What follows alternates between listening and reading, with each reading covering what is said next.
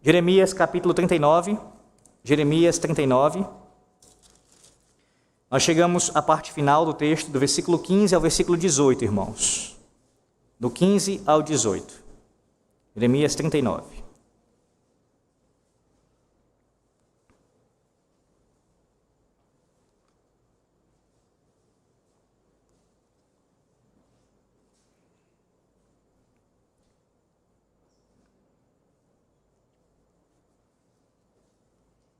Assim diz o Senhor. Ora, tinha vindo a Jeremias a palavra do Senhor, estando ele ainda detido no ato da guarda, dizendo: Vai e fala a Ebed-Meleque, o etíope, dizendo: Assim diz o Senhor dos Exércitos, o Deus de Israel: Eis que eu trarei as minhas palavras sobre esta cidade para mal e não para bem, e se cumprirão diante de ti naquele dia. A ti, porém, eu livrarei naquele dia, diz o Senhor, e não serás entregue nas mãos dos homens a quem temes. Pois certamente te salvarei, e não cairás à espada, porque a tua vida te será como despojo, porquanto confiaste em mim. Amém. Nós ouvimos no domingo passado à noite, na primeira parte desse texto, do versículo 1 ao versículo 10, que o juízo do Senhor Deus, ele destrói toda falsa segurança humana, do versículo 1 ao versículo 10. Pela manhã nós ouvimos que o juízo do Senhor Deus, ele vindica a sua própria palavra. Se você não ouviu ainda as duas primeiras partes do sermão, eu oriento que você o faça durante a semana, assim, de acordo com o seu tempo. Escute. Nessa noite nós ouviremos a última parte desse sermão. Então veja, é um sermão proclamado, pregado em 3 partes aqui, e nesse momento é a sua parte final do sermão que começamos no domingo passado. E o foco dos últimos versículos está exatamente nisso. Em meio ao juízo, Deus preserva aqueles que nele confiam. Vou repetir. Do versículo 15 ao 18, nós aprenderemos que em meio ao juízo, Deus, ele preserva aqueles que nele confiam.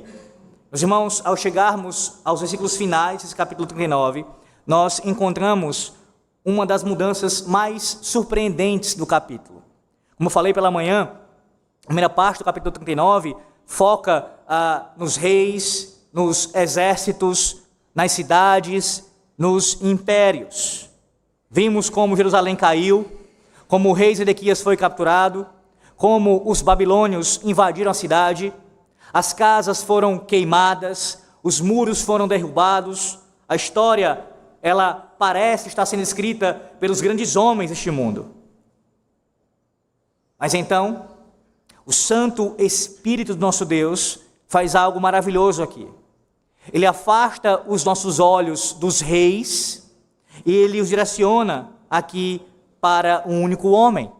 Na verdade, do versículo 11 ao 14, ele já fez isso quando afastou nossos olhos daqueles grandes reis e focou mais em Jeremias. E agora ele faz isso de forma ainda mais específica e para um homem que aparentemente ainda é mais insignificante do que aquele outro mencionado. Um homem que sequer era um israelita.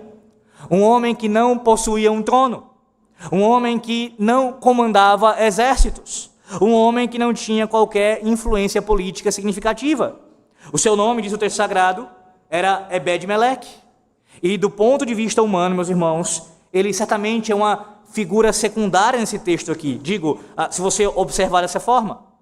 Do ponto de vista divino, ele ocupa o centro da cena aqui descrita. E isso já nos ensina algo profundamente importante. Normalmente, quando homens escrevem a história, os seus protagonistas costumam ser os reis, costumam ser aqueles que têm maior proeminência. Mas Deus, diferentemente de tais escritores, ele se concentra nos servos. Os homens registram os nomes dos conquistadores. Deus faz questão de registrar os nomes daqueles que confiam nele, daqueles que são chamados de servos do Altíssimo. O capítulo, ele começou falando de um rei, e ele termina falando de um crente. E isso não é acidental, não é por acaso. Nós estamos diante de um ensino importantíssimo aqui, uma declaração teológica. Irmãos, o reino caiu, mas a fé ela permaneceu. O trono foi destruído, mas Deus continuou cuidando dos seus. A cidade foi consumida pelo fogo, mas o Senhor não esqueceu daqueles que haviam colocado ou depositado sua confiança nele. Ele começa falando da queda de Jerusalém e termina o texto falando daqueles que estão de pé por causa da sua fé nele. Note o versículo 15 aí. Observe cuidadosamente o versículo 15, o que é dito.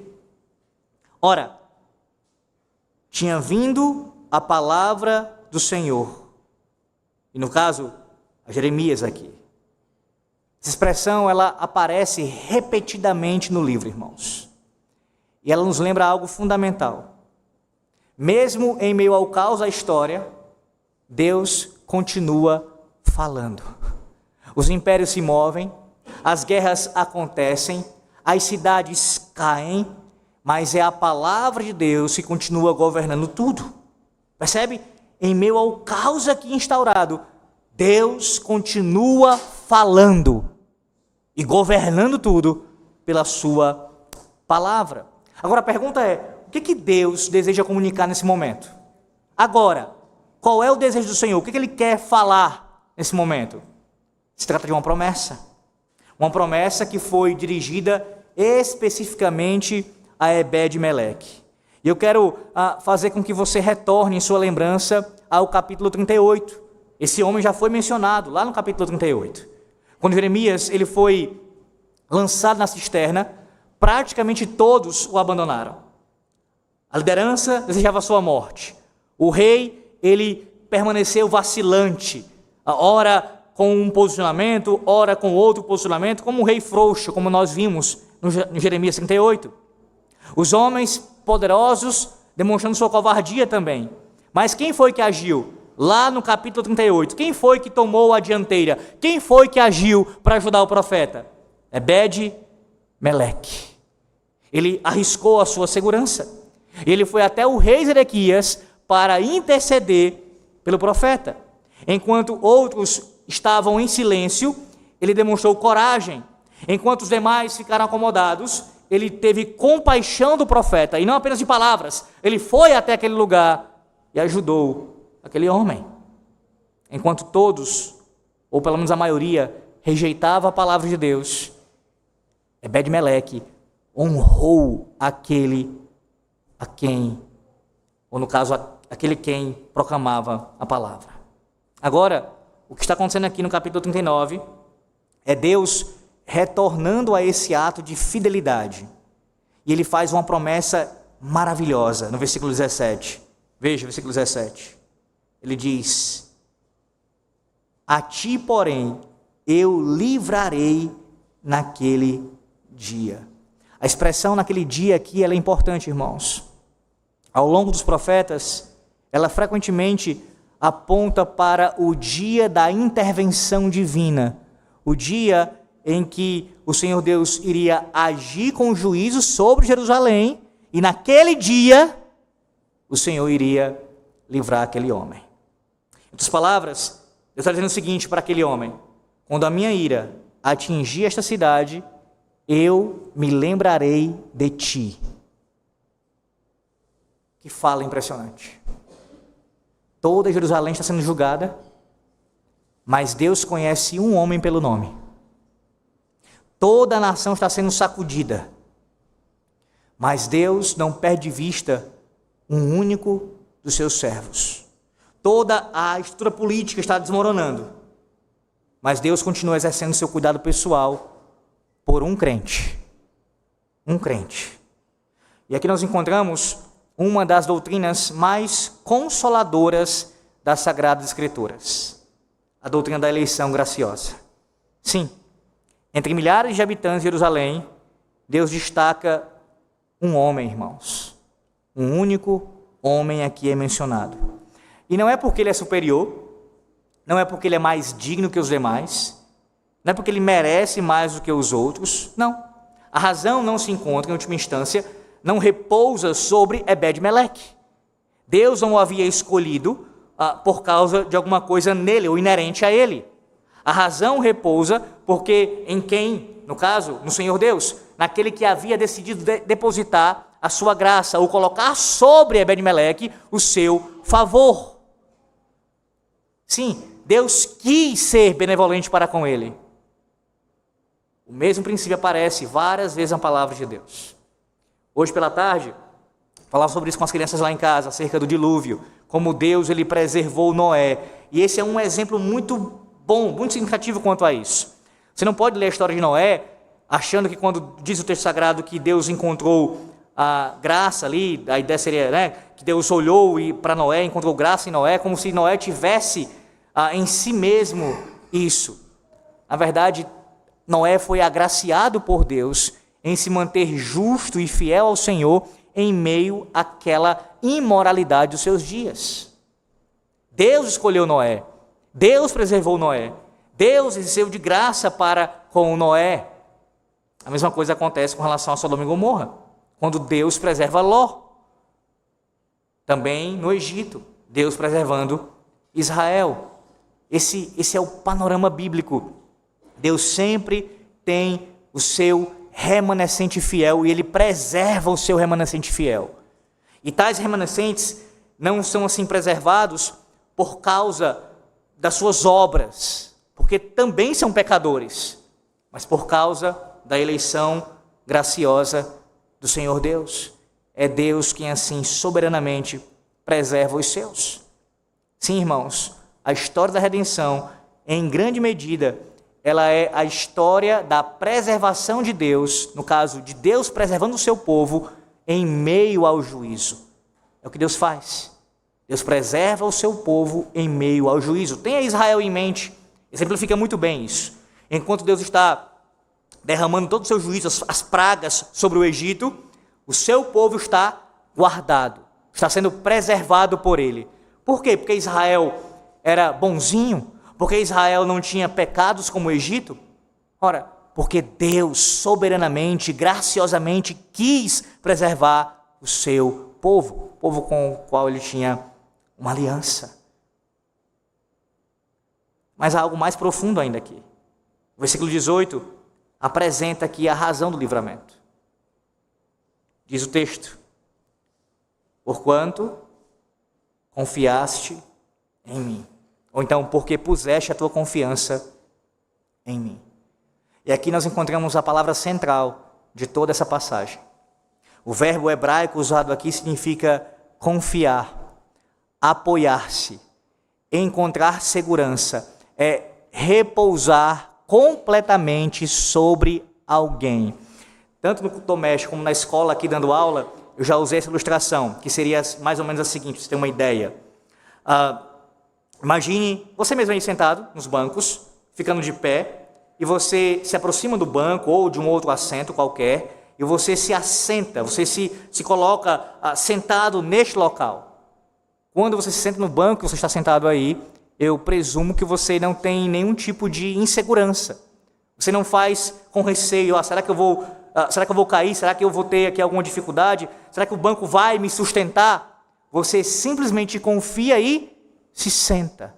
Você tem certeza que o banco lhe mantém, lhe sustenta. Pois bem, tal fé aqui mencionada pode ser ilustrada assim. É alguém que confia, que crê de tal maneira que pode repousar completamente sobre alguém. Ebed-Meleque confiou no Senhor Deus dessa maneira. Dessa maneira. A fé aqui descrita, meus irmãos, não é somente uma simples concordância intelectual. Não descreve uma mera crença teórica. Descreve dependência, entrega, descanso. Mas eu quero destacar aqui para vocês que Ebed-Meleque, ele não foi salvo porque ele foi corajoso, porque ele era corajoso. Não é essa a razão. Ou então ele não foi salvo também porque ele ajudou Jeremias. Nem mesmo foi salvo porque ele fez ou realizou uma boa obra. O fundamento do livramento dele não está em sua ação, está em sua fé. E lembre-se, a fé é um dom do Senhor Deus, que Ele entrega aos seus. E a causa não é a fé, no caso a causa da salvação, a fé em si, ela é um instrumento da salvação. É o meio pelo qual Deus salva. Então não repousa na fé em última instância, mas como um instrumento, como um meio pelo qual Deus salva aqueles que confiam nele. A pergunta 85 do nosso breve catecismo diz assim sobre isso: o que exige Deus de nós para que possamos escapar de sua ira e maldição que merecemos por causa do pecado? O que Deus exige de nós para a gente escapar do juízo? Resposta: para escaparmos da ira e maldição de Deus que merecemos por causa do pecado, Deus exige de nós fé em Jesus Cristo e arrependimento para a vida, com o uso diligente de todos os meios exteriores pelos quais Cristo nos comunica as bênçãos da redenção. Então a fé é o meio pelo qual, a fé em Cristo, Deus salva pecadores. Aqui Ebed-Meleque, com a sua ação, nós observamos que ela apenas revelou a realidade da sua fé. Sendo mais claro com relação a isso, quando Ebed-Meleque intercede e salva Jeremias, lá no capítulo 38, ele estava com a sua atitude, com a sua ação, demonstrando o que ele já tinha no seu coração. Ele cria no Deus verdadeiro. Ele já tinha fé no Deus verdadeiro. Irmãos, é assim. As boas obras, elas acompanham a fé verdadeira. Se você crê de fato em Deus, você evidenciará a sua fé como verdadeira através das boas obras. Foi o que aquele homem fez. E essa é uma verdade profundamente arraigada na palavra de Deus. No Antigo Testamento, mesmo aqui no Antigo Testamento, a distinção final entre os homens não é estabelecida por obras ou privilégios externos. É estabelecida por fé. Não é porque alguém era filho de Abraão na carne que necessariamente cria no Deus de Abraão. Não é porque alguém praticava alguma aparente boa obra que era aprovado por Deus. A distinção sempre foi, após a queda, sempre foi a distinção entre aqueles que creem em Deus e aqueles que não creem em Deus. Aqueles que de fato confiam em Deus como Ebed-Meleque e aqueles que não confiam. Zedequias, ele possuía uma linhagem real. Veja o contraste aqui com Ebed-Meleque. Aquele homem, Ebed-Meleque, era um estrangeiro. Zedequias, ele sentava num trono. Ebed-Meleque era um servo. Zedequias, ele era membro visível do povo da aliança. Ebed-Meleque era um etíope. Não anão, como eu falei pela manhã em Atanásio, mas negro também. Mas diante de Deus, a questão decisiva não era a posição. Era a confiança, irmãos. Não era status, era fé. Não era uma aparência religiosa aqui, como ouvimos em Ezequiel 14, a denúncia contra isso. Era a dependência do Senhor Deus. Enquanto aquele homem, aquele servo, aquele estrangeiro, aquele etíope confia em Deus, o rei Zedequias não demonstra a mesma confiança. E aqui o texto ele alcança um dos seus pontos mais gloriosos. Quando tudo está desmoronando, Deus revela quem de fato está seguro aqui. Os muros não são seguros, o trono não é seguro, confiar no exército de Israel não era seguro, a cidade em si não era segura. No final do capítulo 39, nós temos mais uma vez Deus, por meio de Jeremias, falando a mesma verdade que ele proferiu em todos os livros, em todo o livro. Somente o próprio Deus é seguro. Só Deus é seguro. Que tolice foi o povo confiar no templo, ou nos muros, ou no rei. Somente Deus é seguro. E aqueles que confiam nele, como Ebed-Meleque e o próprio Jeremias, desfrutam dessa segurança. Aqui, irmãos, há uma antecipação maravilhosa do Evangelho. Sim, porque de certo modo, Ebed-Meleque, ele é uma figura de todo crente. Ele não possui nada que ele possa apresentar diante do Senhor Deus. Ele não tem status, ele não tem dinheiro, ele não tem posição, ele não tem nada para apresentar diante de Yahvé, do Deus de Israel, e dizer: me receba em sua presença. A sua única esperança é confiar. A sua única segurança é descansar na promessa divina. A sua única proteção era se refugiar no Senhor Deus. E não é exatamente isso que acontece na salvação. O pecador, ele não é salvo por própria força, irmãos. Você e eu não fomos salvos por nossos méritos próprios, nem por nossa posição religiosa. Talvez alguns aqui nasceram numa linhagem, vêm de uma descendência já de uma casa, de um lar cristão, mas não é isso que garante a nossa salvação.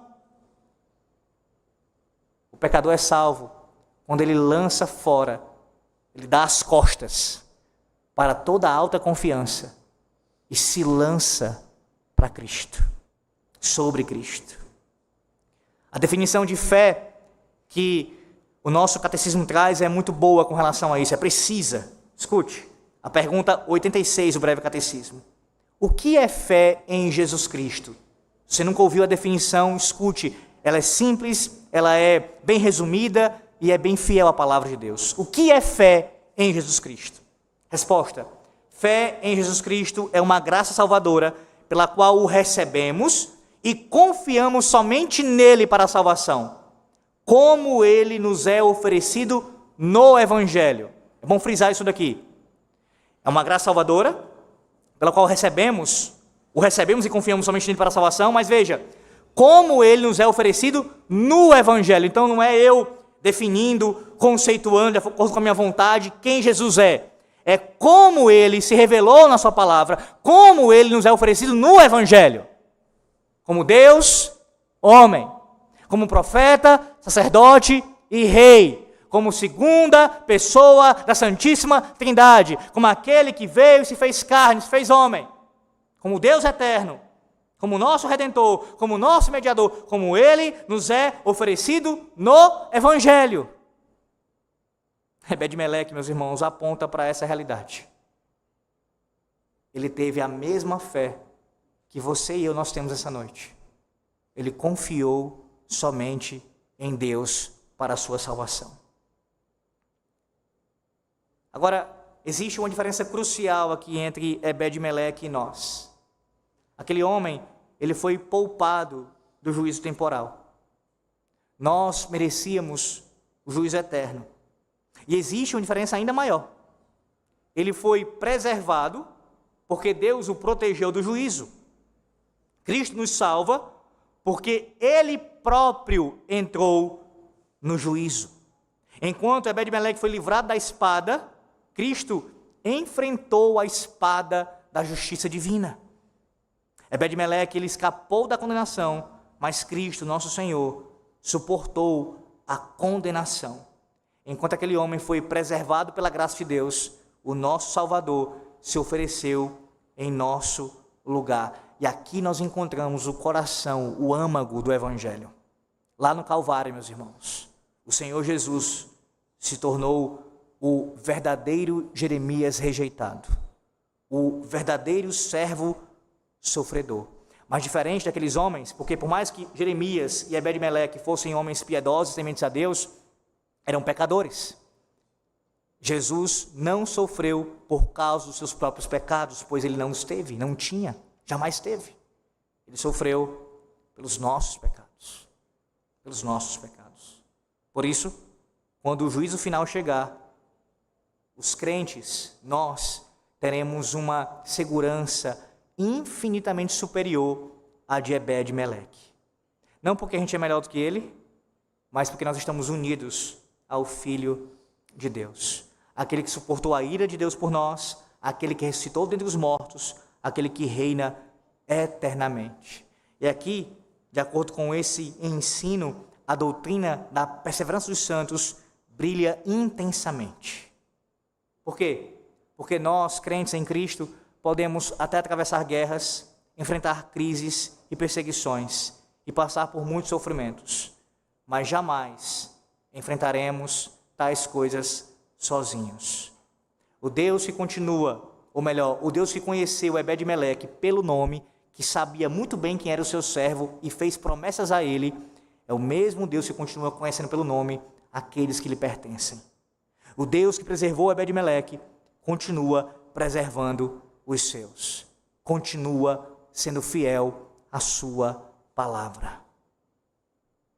Deixa eu ilustrar isso de uma forma também que contribua para você guardar esse ensino. Durante a Segunda Guerra Mundial, irmãos, quando os bombardeios alemães atingiam Londres, milhares de pessoas desciam diariamente para as estações subterrâneas do metrô. Enquanto a cidade tremia sob as explosões, aqueles túneis serviam como refúgio. Acima deles havia fogo, destruição, caos, toda aquela destruição. Todavia, abaixo havia segurança. Essa imagem ilustra muito bem algo que nós encontramos aqui. O juízo, ele caiu sobre Jerusalém. A cidade tremeu, foi abalada. O reino, ele caiu. Mas Ebed-Meleque, ele possuía um refúgio mais seguro, irmãos, que os muros, que os exércitos, ou mesmo que o rei. Ele estava escondido sob as promessas de Deus.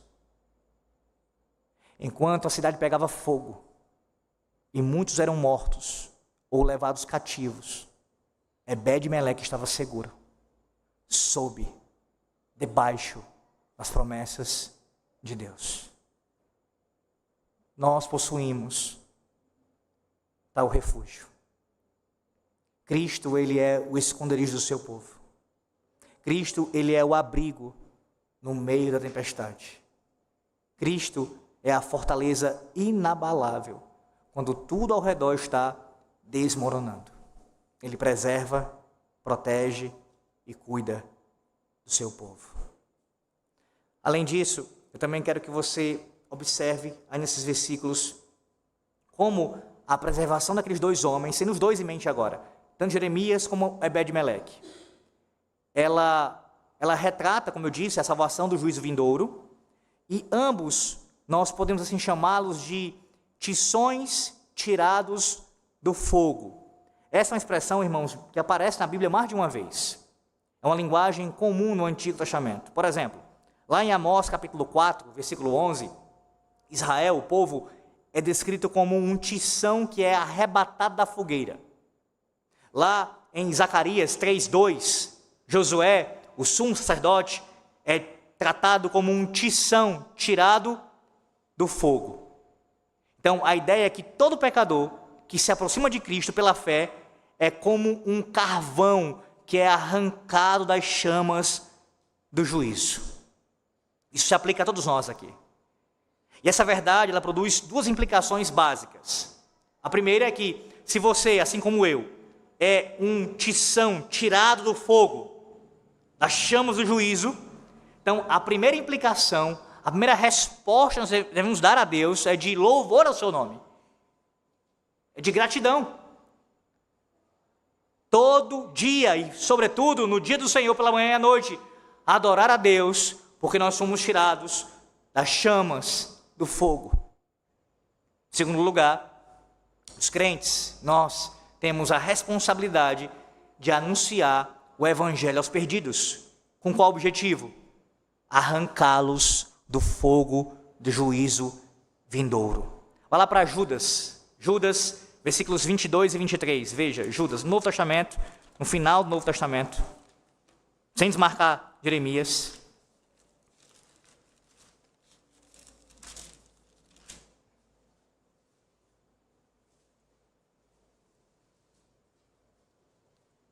No final da carta, da epístola de Judas, versículos 22 e 23. Olha o que ele diz.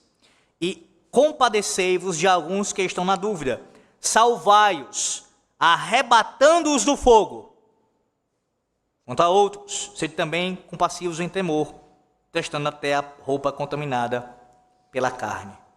Percebe? Essa é a descrição bíblica para falar da ação evangelística, pelo menos uma delas, são muitas. Quando você anuncia o evangelho da graça ao pecador perdido lá fora, você está agindo como alguém que está tentando arrebatar aquela pessoa, tirar aquela pessoa do fogo.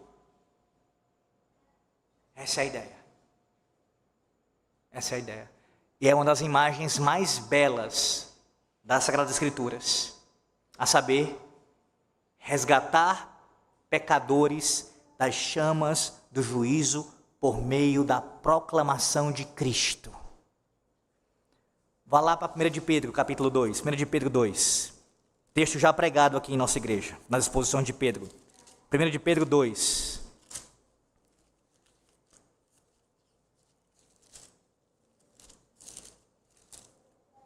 Versículo de número 9. Vós, porém, sois raça eleita e sacerdócio real, nação santa, povo de propriedade exclusiva de Deus, a fim de proclamardes as virtudes daquele que vos chamou das trevas para a sua maravilhosa luz. Lembram do contexto da exposição? Nós somos eleitos por Deus, salvos por sua graça soberana. Deus formou um povo para si, e através deste povo que ele alimenta, nutre, cuida com a sua palavra, com os meios de graça, Deus nos usa para anunciarmos as suas virtudes, proclamarmos o evangelho da graça. Para quê, irmãos? Para tributar glória a Deus, sem dúvida, em primeiro lugar, e segundo lugar, para tirarmos do fogo, das chamas do juízo, aqueles que caminham para lá.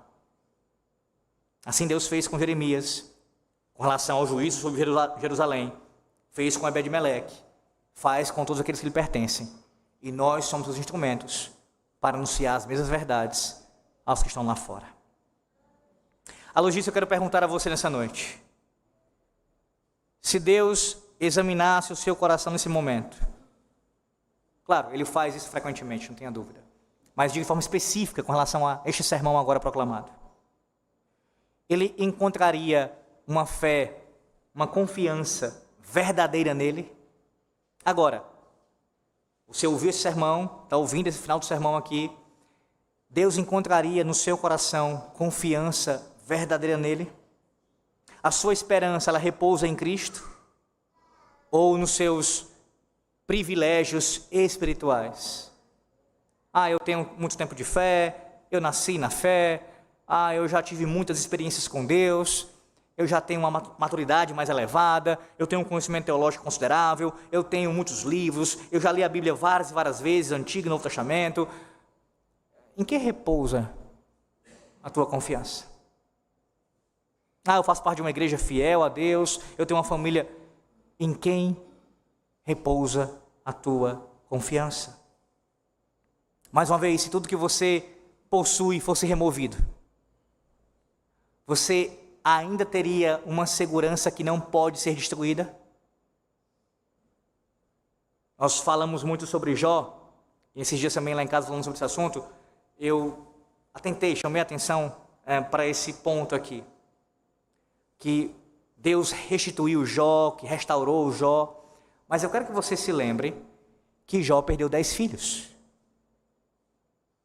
E quando diz o texto que Deus deu a Jó mais 10 filhos, não significa dizer que os 10 primeiros foram ressuscitados.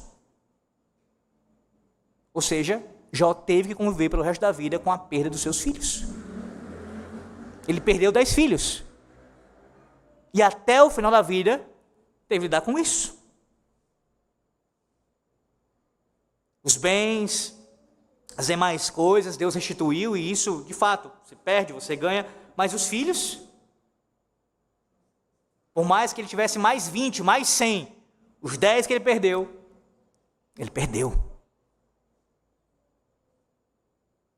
Se tudo que você tem, inclusive os teus filhos, inclusive os teus bens, inclusive a tua saúde, fosse removido, agora, a tua segurança permaneceria indestrutível em Cristo, em Deus? Você está descansando na obra de Cristo? Ou ainda tenta construir sobre a tua justiça própria, a tua confiança?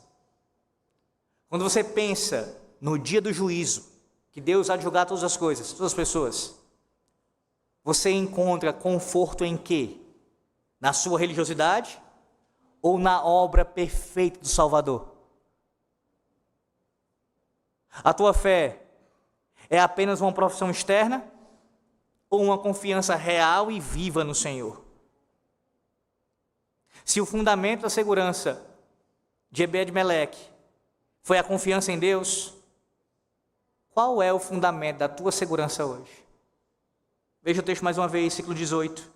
Pois certamente salvarei, e não cairás à espada, porque a tua vida te será como despojo. A ideia é essa, Deus daria a ele como um prêmio, como despojo de guerra, a vida dele, a salvação, o livramento. Qual razão? Porquanto confiaste em mim. Isso pode ser dito a seu respeito? Isso pode ser declarado a seu respeito com relação à sua fé em Cristo? Quando o último dia chegar, você estará apoiado sobre as suas obras ou escondido naquele que sofreu o juízo em seu lugar, como o teu esconderijo? Porque no final, a grande pergunta de Jeremias 39, meus irmãos, não é o que aconteceu com Jerusalém. A grande pergunta é: quem permanecerá de pé quando Deus julgar todas as coisas? E a resposta da palavra de Deus é muito clara: somente aqueles que estiverem escondidos em Cristo. Só permanecerá de pé em meio aos escombros, em meio às ruínas, em meio a toda a destruição causada pelas chamas do fogo da ira divina, quem estiver escondido em Cristo. O grande escocês, pastor presbiteriano Thomas Boston, ele pregou, meus irmãos, uma longa série de sermões sobre o juízo final. E ele concluiu com as seguintes palavras, ouça com atenção, Thomas Boston: e agora, para ser salvo da ira que virá, e nunca ir para esse lugar de tormento, não descanse em seu estado natural. Acredite na pecaminosidade e no sofrimento dele, e trabalhe para sair dele rapidamente, fugindo para Jesus Cristo pela fé. O pecado em você é a semente do inferno. E se a culpa e o dominante poder dele não forem removidos a tempo, eles o levarão à segunda morte na eternidade. Não há outra maneira de removê-los, a não ser recebendo Cristo, como ele é oferecido no Evangelho, para justificação e santificação.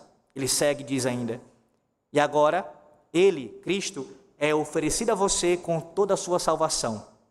E os terrores do inferno, bem como as alegrias do céu, estão diante de você para levá-lo a um recebimento cordial dele, com toda a sua salvação, e para incliná-lo ao caminho da fé e da santidade, o qual é o único em que você pode escapar do fogo eterno. Que o próprio Senhor os torne eficazes para esse fim.